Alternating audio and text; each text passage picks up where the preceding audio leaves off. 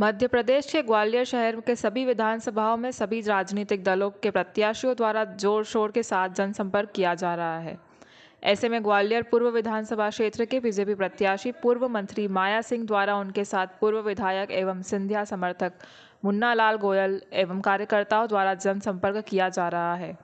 ग्वालियर में 17 तारीख को मतदान होगा। ऐसे में बीजेपी पार्टी द्वारा ग्वालियर में बड़ी बड़ी जनसभाएं कराई जा रही है और कार्यकर्ताओं द्वारा शिवराज सरकार की योजनाओं के बारे में भी बताया जा रहा है।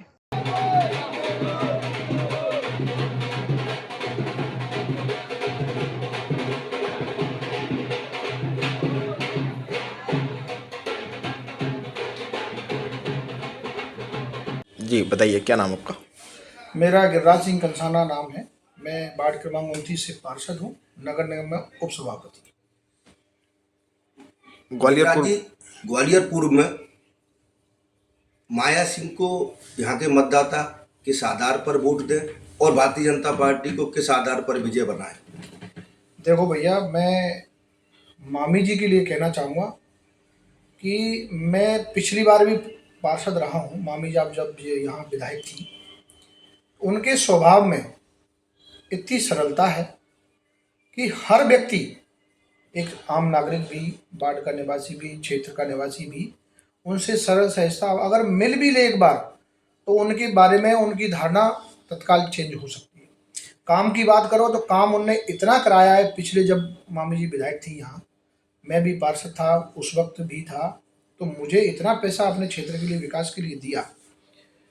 अपने वार्ड क्रमांक 29 में और अपने क्षेत्र ग्वालियर पूर्व विधानसभा, अभी वर्तमान में विधायक कांग्रेस के हैं। मैं कांग्रेस के माननीय विधायक जी से भी मैं पूछना चाहता हूं आपके माध्यम से कि मेरा वार्ड क्रमांक 29 है, यहाँ पर माननीय विधायक जी ने, मैं आपको दावे से कह सकता हूं, 1 रुपए का काम भी वार्ड क्रमांक 29 में नहीं कराया है।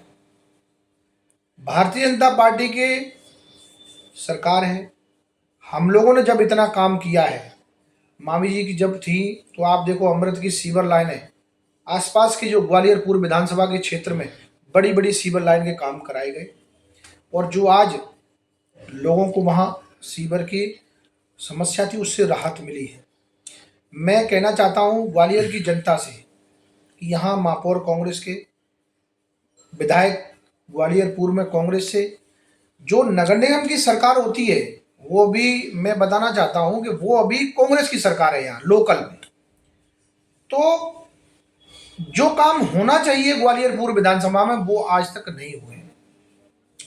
मैं नहीं जानता कि उनको ग्वालियर पूर्व में महापौर जी को भी बहुत निधि है, 5 करोड़ रुपए उनको निधि है, माननीय विधायक जी को भी पैसा मिलता है। तो ग्वालियर पूर्व विधानसभा में जो हालत हम लोग देख रहे हैं, बद से बदतर हालत हो चुकी है। मेरे वार्ड क्रमांक 29 में दर्पण रोड है। पिछली बार जब हमारी 17 तारीख को विकास यात्रा हमारी पिछली बार जब चालू हुई थी, कुछ महीने पहले, तो एक डमरीकरण का काम चालू 8 दुकान दर्पण कॉलोनी से चालू हुआ था, माननीय विधायक जी के और मेरे द्वारा कराया जा रहा था वहाँ। तो मुझे उस ठेकेदार ने ये बताया कि चूंकि आपकी पार्टी की विकास यात्रा 17 तारीख से निकल रही है, इसलिए माननीय विधायक जी ने उस काम को रुकवा दिया है। मैंने भी बात की उनसे, तो बोले यार वो अभी नहीं यार, तुम्हारी पार्टी का वो चल रहा है। तो मैंने कहा भाई साहब, पार्टी और उससे नहीं होता है, आपको कम से कम काम जनता का है, आप विधायक हो, आपको करना चाहिए, और ये काम चालू होकर आप बंद करा रहे हो, ये आपके लिए ठीक नहीं होगा। ऐसा अमूमन देखा गया है कि आप जिस मतदाता के पास जा रहे हो, क्योंकि आपका परिवार यहाँ राजनीतिक 30 सालों से करीबन जुड़ा है इस वार्ड में, तो कोई मतदाता आपसे जब बहस करता है, तो ऐसा रिपोर्ट आ रही है कि आप उनसे कहते हो कि गारंटी मेरी है। क्या मामी साहब के जीतने के बाद आप उस गारंटी को पूरा कर पाएंगे? देखिए, हम लोगों ने, आज हम चौथी बार पार्षद हैं। मेरे भैया एक बार पार्षद रहे हैं वार्ड से, भाभी रही हैं, मैं दूसरी बार पार्षद हूँ, और यहाँ पार्टी के कार्यकर्ताओं की दम पर ही हम पार्षद हैं। भारतीय जनता पार्टी ने हम पर विश्वास जताया है। मैं कहना चाहता हूँ, जो विश्वास वार्ड ने हम पर जताया है, हम भी उनको विश्वास देंगे कि हम जो काम मामी साहब के आशीर्वाद से, भारतीय जनता पार्टी के आशीर्वाद से जो हमने किया है, आज वार्ड में आप देख सकते हैं, सतीश सिकरवार जी हों, महापौर जी हों, 1 रुपए का काम उनने वार्ड क्रमांक 29 में नहीं कराया है। मैं दावे के साथ कह सकता हूं कि 1 रुपए का काम भी अगर उनने कराया हो तो मैं मान जाऊंगा कि उनने 1 रुपए का काम वार्ड क्रमांक 29 में कराया। भारतीय जनता पार्टी की सरकार की गरीब हितैषी योजना है, अगर भारतीय जनता पार्टी की सरकार आती है और चली जाती है तो क्या कांग्रेस इन सारी योजनाओं को बंद कर देगी? ऐसा आप इस बारे में आपका क्या मत है? मैं ग्वालियर की जनता एवं मध्य प्रदेश की जनता भली भांति जानती है कि ये कांग्रेस की सरकार जैसे ही आती है, पिछली बार जब कांग्रेस की 15 महीने की सरकार बनी, माननीय शिवराज सिंह चौहान जी हमारे मुख्यमंत्री थे, उन्होंने कई लाइटों के बिल, कई परिवार ऐसे थे भैया जिनको गरीब अपनी बच्ची की शादी करने में भी परेशान था, उनके 1.5 लाख 70 हज़ार 1 लाख रुपए के बिजली के बिल थे। माननीय शिवराज सिंह चौहान जी ने घोषणा की थी, सारे बिल माफ़ किए गए थे भारतीय जनता पार्टी के द्वारा।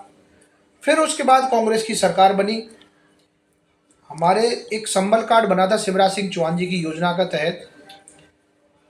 अगर किसी गरीब परिवार में एक्सीडेंट से मृत्यु हो जाती थी, देखो जिसके घर पे मृत्यु हो गई, ईश्वर अपन उसका भाई जो जनमानस की तो भरपाई नहीं कर पाएगा कोई व्यक्ति, मगर जो भारतीय जनता पार्टी की एक संबल योजना थी उसके तहत उस घर के व्यक्ति को करीब 4.5 लाख रुपए उस योजना के तहत हम घर पे दे सकते थे। तो उनके जो बच्चे, मान लो छोटे बच्चे ही अगर कोई है, उनके पिता एक्सपायर हो गए, तो 4 लाख रुपए कम से कम वो अपना रोजगार कर सकते हैं। जैसे ही कमलनाथ जी की सरकार बनी, उनने वो संबल योजना बंद कर दी। हमारे यहाँ भारतीय जनता पार्टी की देन है, माननीय यशस्वी हमारे प्रधानमंत्री नरेंद्र मोदी जी की। आप देख रहे होंगे आयुष्मान कार्ड, आयुष्मान के कार्ड के तहत हर गरीब घर में 5 लाख रुपए तक का इलाज अपन फ्री करा रहे हैं। तो मैं अन्य योजनाएं, आज लाडली बहना की आप देख सकते हैं, लाडली बहना हर घर में भी चल रही है, ऐसी योजनाएं। मातृशक्ति में भी लाडली बहनाओं में भी इस बात को लेकर भय पैदा है कि अगर कांग्रेस कहीं जीत जाती है तो हमको जो शिवराज सिंह जी ने सम्मान दिया है, जिसके कारण हम 1250 रुपये प्रति महीना और 3000 रुपये प्रति महीना उन्होंने हमारी आय करने का वादा किया है, क्या कांग्रेस आने के बाद, जीतने के बाद वो सब योजनाएं भी बंद हो जाएंगी कि लागू रहेंगी? मैंने कहा ना, जैसे ही कांग्रेस की सरकार आएगी सबसे पहले इन योजनाओं को बंद करेगी। और माननीय कमलनाथ जी की एक वीडियो भी चल रही है अभी, उनने कहा भी है कि जैसे ही हमारी सरकार बनेगी हम इन योजनाओं को बंद करेंगे, और करते भी हैं।